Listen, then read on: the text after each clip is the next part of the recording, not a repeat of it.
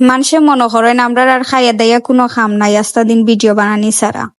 So hello everyone, আসসালামু আলাইকুম। কিতা অবস্থা সবার ভালো আছেননি? আশা করি সবাই ভালো আছেন আর আপনারা ভালো থাকতা ওটাও আমরার কামনা। এখন আপনারা বুঝতে পারছেন যে আমি কিতা লইয়া আজকের ভিডিওটা বানাইলাম। হ্যাঁ, আমি নকশি কাঁথা সেলাই করলাম। আর নকশি কাঁথা হইল গিয়া গ্রামের একটা ঐতিহ্য। আর গ্রামের মেয়েরা দলবদ্ধ হইয়া নকশি কাঁথা সেলাই করেন। আর আজকে আমরা নকশি কাঁথাটা সেলাই কমপ্লিট হইছে।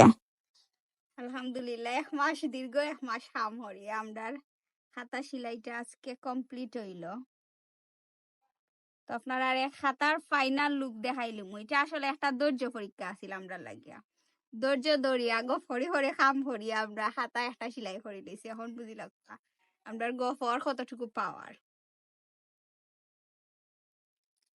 আপনারা এখন খাতার ফাইনাল লুক দেখাইমু। অন্যের নিয়ে সমালোচনা না করিয়া গিবত না করিয়া আপনারা চাইলেও পারবা ইলাখান নিজের সময়রে খামো লাগাইতা। ওই লগে আমরা খাতার ফাইনাল লুক দেখাও কেন খাতা খান।